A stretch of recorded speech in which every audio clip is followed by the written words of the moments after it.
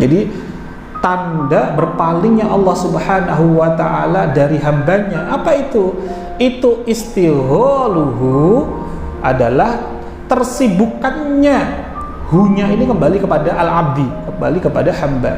Jadi itu istighaluhu adalah tersibukannya al-abdi atau tersibukannya seorang hamba bima, dengan sesuatu la ya'nihi, yang tidak bermanfaat.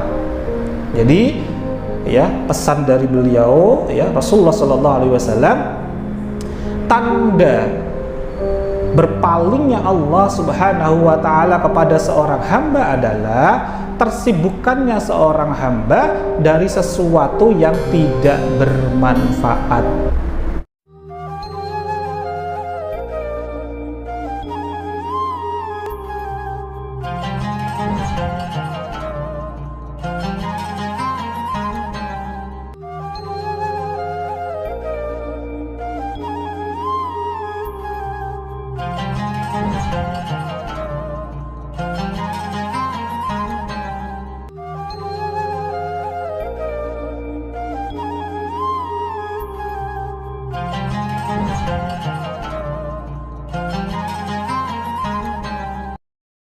Assalamualaikum warahmatullahi wabarakatuh. Alhamdulillahi rabbil alamin. Alhamdulillahilladzi an'amana bi ni'matil iman wal islam.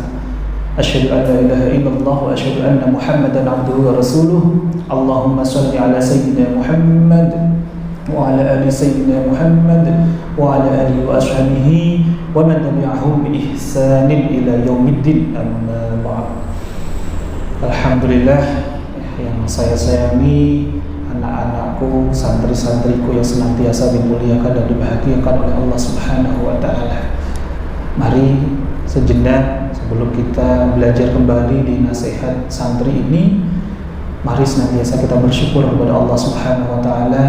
Kita masih diizinkan untuk bisa di masjid ini menjalankan amal-amal solih. Ini adalah bagian dari nikmat dari Allah Subhanahu wa ta'ala. Maka mari kita hadirkan rasa syukur di hati kita dengan mengucap kalimat tahmid, kalimat syukur, kalimat hamdalah bersama-sama. Alhamdulillahi rabbil alamin. Saya doakan pula semoga dengan kita hadir di sini, diizinkan oleh Allah untuk hadir di satu majelis ini, berjumpa secara jasad kita pun kelak akan diperjumpakan oleh Allah di surganya nanti, berkumpul bersama Rasulullah sallallahu alaihi wasallam. Amin Allahumma amin.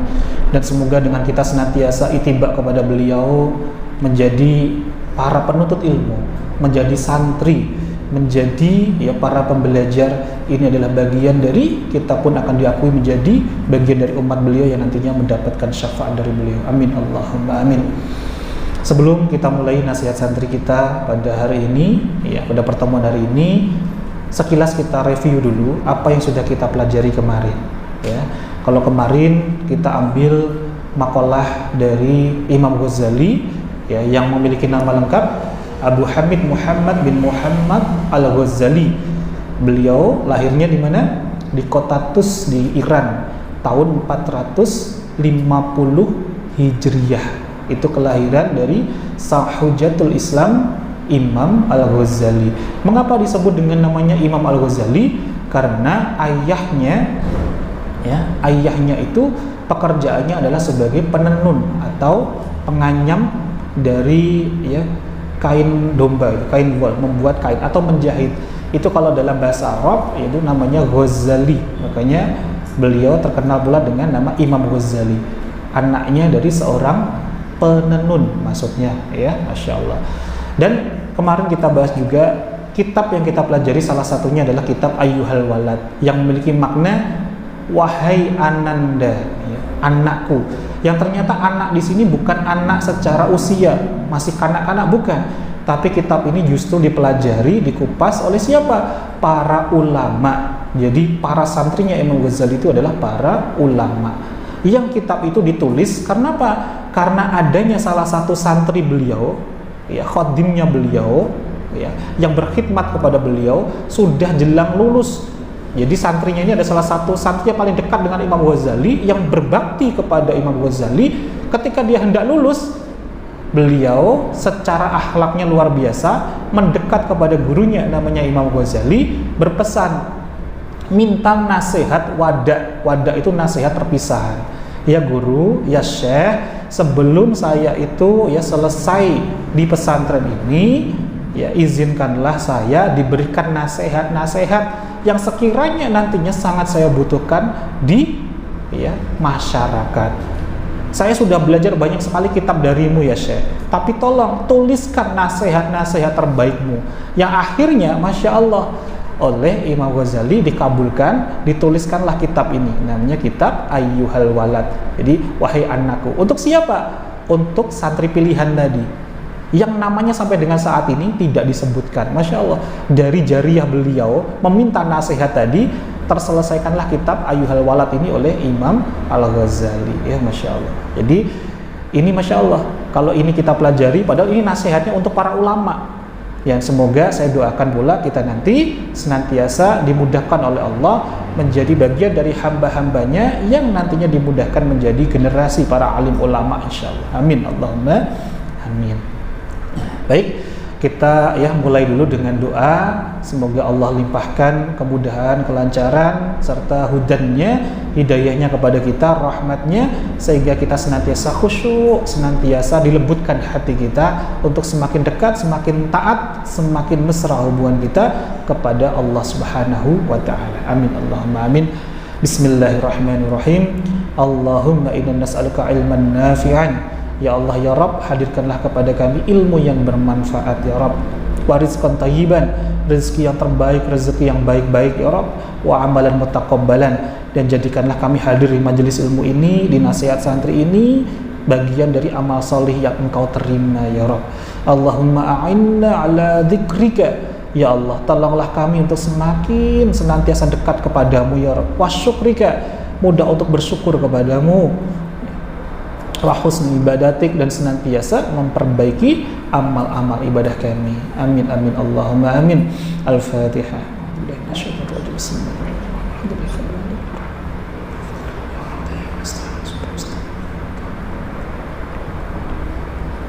Baik, alhamdulillah.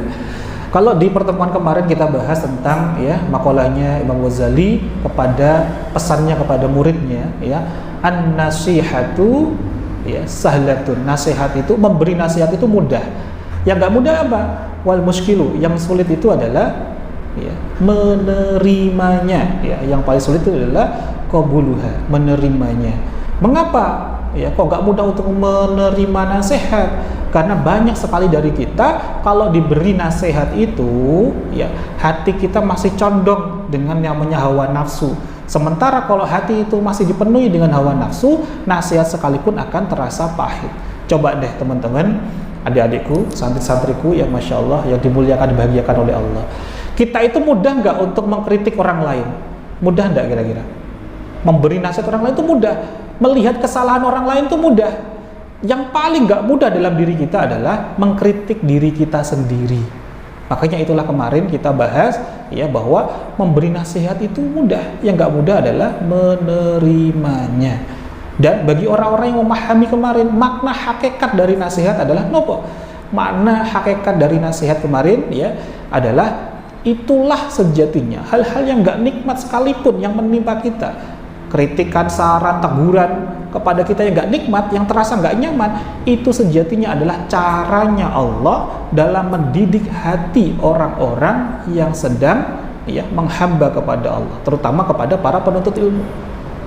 Kalau kita menyadari hakikat itu, maka kita akan mudah mengubah yang namanya tadi terasa pahit menjadi manis, mengubah hal-hal yang nggak nyaman menjadi semakin tenang, semakin lapang, ya, semakin nikmat. Jadi mengubah yang pahit menjadi nikmat. Itu caranya apa? Memaknai tadi hakikat nasihat. Semua nasihat itu hal-hal yang gak nikmat sekalipun sejatinya kepada kita, kalau kita memaknai bahwa itu dari Allah, caranya Allah mendidik hamba-hambanya dengan cara itu, maka kita akan lebih justru haus dengan nasihat. Karena tujuan dari nasihat pasti kebaikan untuk diri kita, ya. Gak ada nasihat yang tidak baik. Bahkan kemarin kita belajar kepada Imam Ghazali, Sampai-sampai adanya seorang perampok sekalipun, ya, yang mengatakan kalimat, mak jelek sekali, jelekit banget di hatinya Imam Ghazali. Apa kemarin masih ingat kata-katanya? Ya, sesungguhnya ya ilmu itu bukan hanya di buku, tapi di hati. Kalau kamu itu untuk apa belajar? Kalau selama ini ya kamu belajar, ilmumu itu hanya sekedar di tulisan saja. Masya Allah. Yang itu akhirnya menjadikan Imam Ghazali sadar bahwa kalimat dari perampok tadi bukanlah dari lisannya, tapi itu murni kehendak dari Allah. Tidak ada, ya Masya Allah, segala sesuatu tanpa seizin Allah. Artinya itu sejatinya adalah caranya Allah mendidiknya. Akhirnya setelah itu Imam Ghazali apa yang dilakukan? 3 tahun mempelajari catatan-catatannya itu untuk dihafalkan, dipelajari, dan diamalkan. Masya Allah. Jadi beliau justru bersyukur dengan adanya perampok tadi, ya, Masya Allah. Jadi kalau orang bisa mengubah nasihat menjadi sebuah nikmat, Masya Allah, menjadikan itu terasa sebagai anugerah, maka semakin lapang hidup kita dan semakin mudah kita untuk wahusni ibadatik, memperbaiki amal-amal ibadah kita. Nah, selanjutnya kita masuk di nasihat yang kedua yang hari ini kita bahas bersama-sama.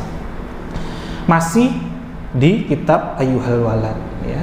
Kita ya doakan ya semoga musannif ya Imam Ghazali ya senantiasa diberikan keberkahan oleh Allah, dilipat gandakan seluruh amal solihnya, dan senantiasa diselamatkan ya nantinya di hari akhir, dilapangkan kuburnya. Dan dengan kita mempelajari ya kitab-kitab dari beliau, kita pun juga mendapatkan keberkahan dari ilmu-ilmu dari beliau yang bersambung sampai kepada baginda Nabi Muhammad SAW. Amin Allahumma amin. Qala al-musannifu rahimahullahu ta'ala wa nafa'ana bihi wa bi ulumihi fid dharaini amin ya rabbal alamin. Bismillahirrahmanirrahim. Ayyuhal walad, wahai anakku. Ya, ini masih dengan seruan. Kalau di kitab Ayyuhal Walad itu semua nasihatnya diawali dengan Ayyuhal Walad. Mirip dengan wasoya. Kalau kitab wasoya itu diawali dengan ya bunayya, ya wahai anakku. Kalau di kitab Ayyuhal Walad diawali dengan Ayyuhal Walad. Ayyuhal Walad, wahai anakku, wahai santriku. Min jumlati manasoha, setengah dari nasihat, ya. Jadi min jumlati, sebagian dari namanya nasihat, ya, atau yang dinasehatkan bihi Rasulullah sallallahu alaihi wasallam, oleh baginda Nabi Muhammad sallallahu alaihi wasallam, ummatahu, ya, pada umatnya, qauluhu alaihi salam, yaitu sabda beliau sallallahu alaihi wasallam, alamatu i'radillahi ta'ala 'anil 'abdi istighaluhu bima la ya'ni, yang artinya alamatu, tanda, ya, alamatu, tanda i'radillahi ta'ala, berpalingnya Allah subhanahu wa ta'ala 'anil 'abdi, dari hambanya. Jadi tanda berpalingnya Allah subhanahu wa ta'ala dari hambanya. Apa itu? Itu istighaluhu adalah tersibukannya. Hunya ini kembali kepada al-abdi, kembali kepada hamba. Jadi itu istighaluhu adalah tersibukannya al-abdi atau tersibukannya seorang hamba bima, dengan sesuatu la ya'nihi, yang tidak bermanfaat. Jadi ya pesan dari beliau ya Rasulullah sallallahu alaihi wasallam, tanda berpalingnya Allah subhanahu wa ta'ala kepada seorang hamba adalah tersibukannya seorang hamba dari sesuatu yang tidak bermanfaat. Ya, Masya Allah. Banyak sekali dari kita, kalau dicek ya sehari-hari kita itu seakan-akan kayak sibuk, nggak berhenti. Kita melakukan aktivitas A, B, C, D. Coba kita cek lagi dalam hati kita, itu benar-benar sibuk atau pura-pura sibuk? Kenapa? Orang-orang yang tidak menjadikan dirinya itu ya senantiasa kesibukannya itu kembali kepada Allah, itu sejatinya bukan sibuk, ya, itu pura-pura sibuk. Jadi coba di sini ya, ketika kita tersibukkan oleh sesuatu yang ternyata itu menjadikan kita tidak bermanfaat untuk semakin dekat kepada Allah, maka ternyata itu bukan sibuk yang sesungguhnya, ya. Maka kita bahas saat ini, ya, bagaimana dengan kita, kondisi kita saat ini? Sudahkah sibuk kita itu menjadikan wasilah, menjadikan kendaraan kita untuk semakin dekat kepada Allah, atau justru sebaliknya? Jadi sibuk di sini termasuk aktivitas rutin kita. Aktivitas kita selama ini, termasuk menjadi seorang santri ini, sungguh-sungguh nggak kira-kira ini menjadi wasilah untuk semakin menghadirkan ridhonya Allah, atau sebaliknya? Maka di sini yang perlu kita garis bawahi adalah bedakan antara tujuan dan kendaraan, atau istilahnya dalam bahasa Arab, bedakan antara ghoyah dengan wasilah. Ghoyah itu tujuan, ya. Wasilah itu adalah kendaraan. Kalau kita bisa tahu betul itu, membedakan tujuan dengan namanya, ya, kendaraan, kita akan mudah aktivitas kita, maupun meskipun kelihatan oleh orang lain itu aktivitas dunia, tapi kalau kita bisa tepat niatnya, tahu tujuan kita lakukan ini untuk, ya, akhirat, untuk semakin mendapatkan ridhonya Allah, maka ini bernilai, ya, bermanfaat. Jadi kalau kita itu menjadi santri, yuk bareng-bareng, ya, adik-adikku, anak-anakku, cerdas-cerdaslah dalam beramal, cerdas-cerdaslah dalam beraktivitas, dalam berrutinitas. Apa ciri-cirinya seorang santri yang cerdas dalam beramal? Nah, ciri-cirinya adalah, ya, sibuk yang dilakukan adalah sibuk yang produktif, sibuk yang menghasilkan, ya, sibuk yang menghasilkan keselamatan kita nanti di akhirat, meskipun itu perkara dunia sekalipun. Ini yang harus kita garis bawahi, dibedakan sungguh-sungguh. Jadi kalau kita melakukan amal-amal yang itu perkara dunia, tapi kalau itu kita niatkan nanti menjadi wasilah, ya, untuk memantaskan diri kita di hadapan Allah, maka itu termasuk kita semakin cerdas. Jadi sebisa mungkin setelah hari ini coba cek, adakah amalan-amalan cerdas di waktu yang terbatas? Ya, maksudnya apa? Kalau kita menjadi santri yang cerdas, kita akan melakukan amalan-amalan yang sejatinya itu sederhana, tapi pahalanya itu berlipat-lipat ganda. Ada nggak yang seperti itu? Banyak. Dan itu bisa kita jumpai terutama di pesantren ini. Banyak sekali. Nah, ini menjadi PR. Tolong nanti mulai di list, ya, dicatat di masing-masing catatannya, adakah amalan-amalan yang pahalanya itu berlipat-lipat padahal dilakukannya sederhana. Contohnya apa? Yang kita lakukan jamaah sholat duhur ini. Coba, sholat duhur itu berapa rakaat? 4. Sholat sendiri dengan jamaah sama-sama 4 rakaat nggak? Ya, sama-sama 4 rakaat, ya. Sama-sama yang kita keluarkan, ya, aktivitasnya sama, tapi pahalanya sama atau beda? Beda. Jadi seorang santri yang cerdas senantiasa bukan hanya tahu, mencari tahu, tapi juga diamalkan amalan-amalan cerdas di waktu terbatas, agar diri kita, ya, tidak, ya, dipalingkan oleh Allah. Jadi Allah tidak berpaling kepada kita, sehingga senantiasa kita pun dapatkan, ya, fadilah-fadilah keutamaan. Salah satunya senantiasa Allah pun semakin perhatian dengan kita. Jadi pintar-pintarlah kita untuk, ya, senantiasa mencari perhatiannya Allah, bukan perhatian makhluk. Dan di sini perlu kita garis bawahi adalah ketika kita punya hajat, punya impian, jangan sampai jadikan hajat itu satu-satunya tujuan hidup kita. Jadikan hajat itu, tujuan itu, kendaraan untuk semakin kita mendapatkan ridhonya Allah. Misalkan ada di sini yang ingin menjadi seorang dokter, ya, maka jadikanlah niat kita, ya Allah, semoga aku nanti menjadi seorang dokter yang dengan wasilah aku nanti menjadi dokter, banyak aku bisa menolong hamba-hambanya Allah, menolong orang lain, menjadikan semakin bermanfaat, menjadikan semakin luas dan lapangnya amal-amal ibadahku, ya Rabb. Jadikanlah cita-citaku ini menjadi ladang amal solihku, ya, Masya Allah. Semakin kita luruskan niat ini, maka semakin lapang hidup kita.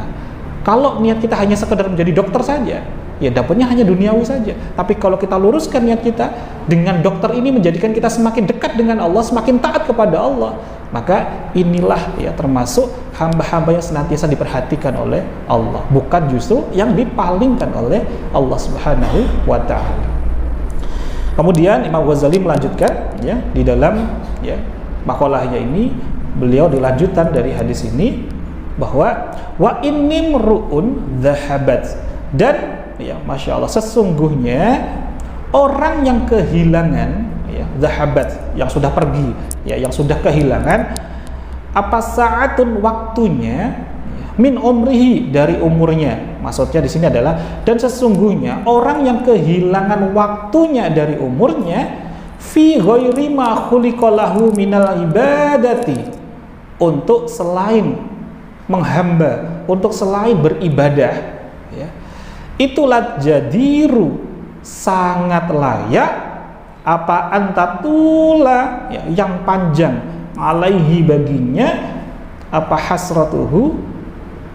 Kalau makna bahasa Jawanya itu nelongso gitu. Tapi kalau bahasa Indonesianya bisa kita artikan merugi atau menyesal ya, apa hasratuhu ya, kerugian gitu, atau penyesalan. Jadi kalau kita muratin ya, wa inimru'un dhahabat sa'atun min umrihi fi ghairi ma khuliqa lahu minal ibadah.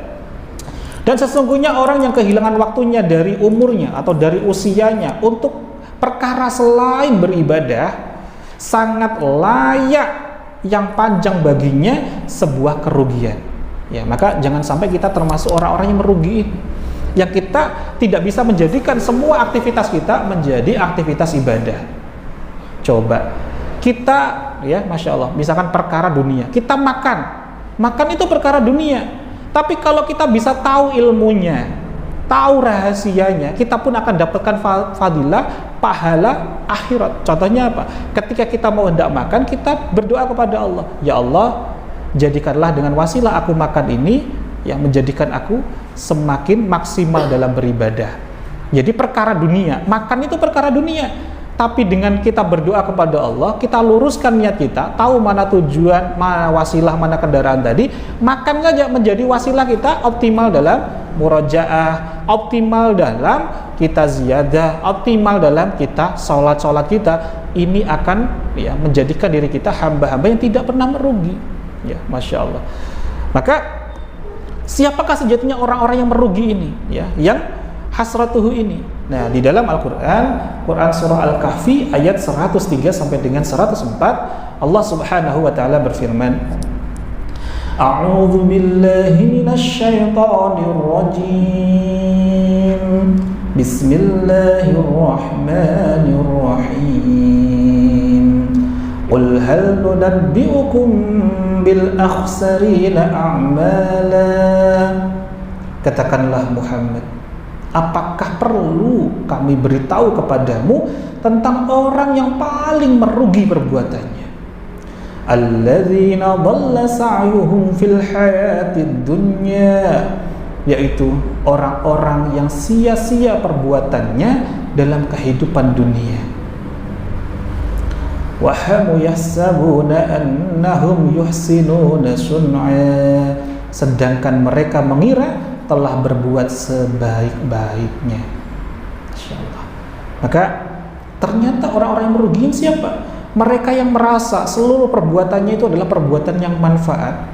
Perbuatan dunianya adalah perbuatan-perbuatan yang manfaat, tapi ternyata ya, apa-apa yang dikira itu adalah perbuatan yang paling baik sekalipun belum tentu itu baik di sisi Allah.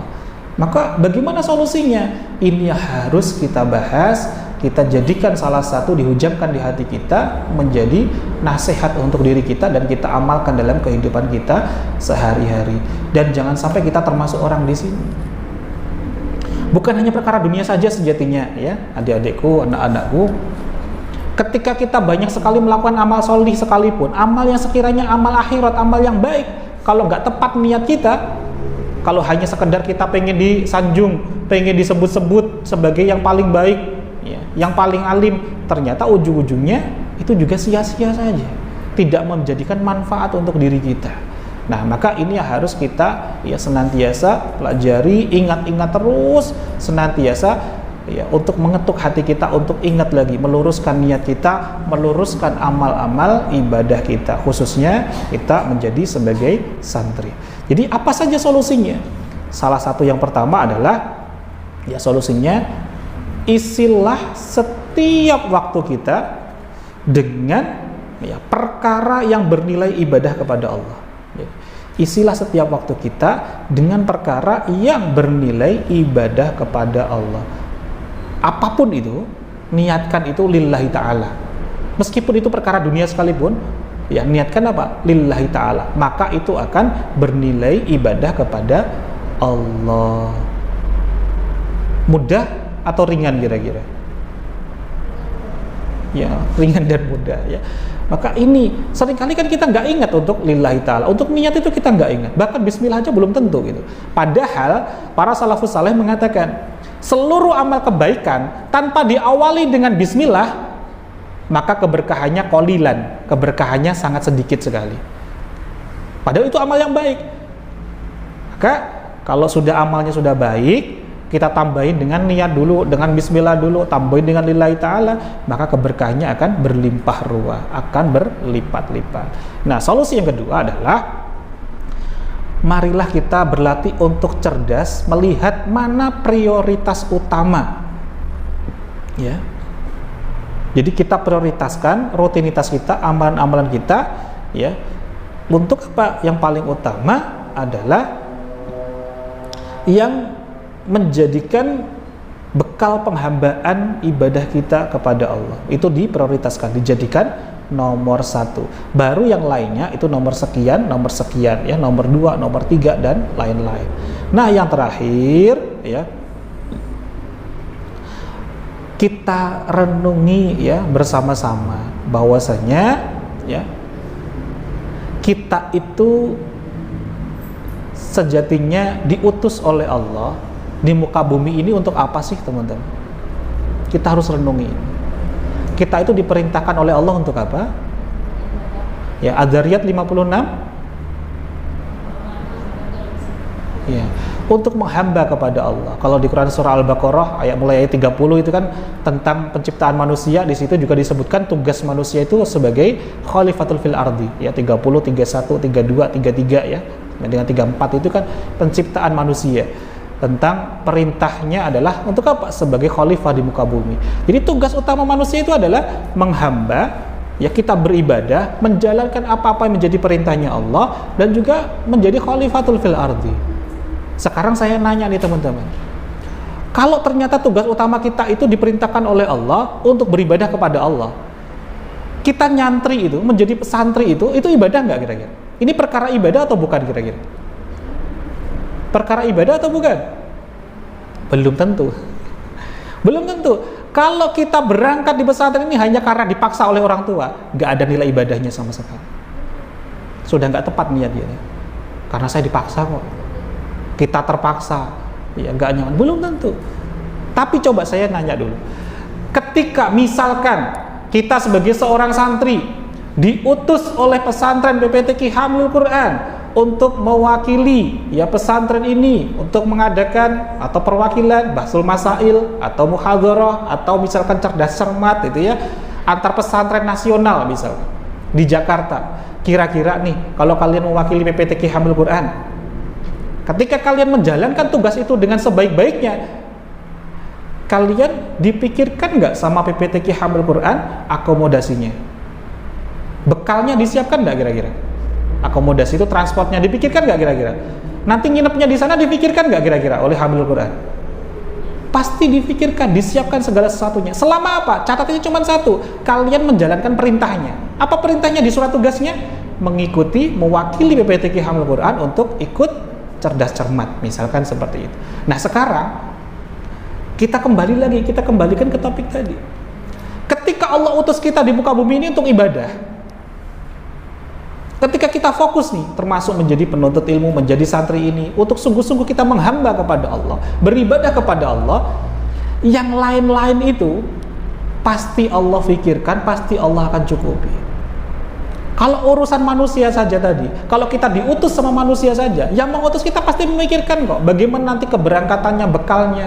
Maka kalau kita ini sungguh-sungguh beribadah nih, menjadi santri yang sesungguhnya, benar-benar kita maksimal menjadi santri, hajat-hajat kita yang lainnya pasti Allah akan pikirkan, pasti Allah akan cukupi. Pun sama dengan orang-orang di luar sana yang gak menjadi santri sekalipun, selama dia senantiasa mau nurut mau tunduk, mau manut dengan apa-apa yang menjadi maunya Allah, menjadi kehendaknya Allah, maka urusan hidupnya pasti Allah akan cukupi.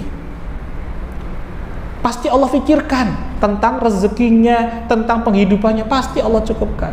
Tapi persoalannya, kita sebagai hamba, sebagai penuntut ilmu, sebagai manusia, seringnya kita itu ngeyel sama Allah. Kita itu fokus dengan apa yang kita mau, tidak mau dulu memenuhi apa yang menjadi maunya Allah. Makanya ada salah satu hadis qudsi yang sangat masyhur sekali, wahai manusia, sesungguhnya aku punya kehendak dan engkau punya keinginan.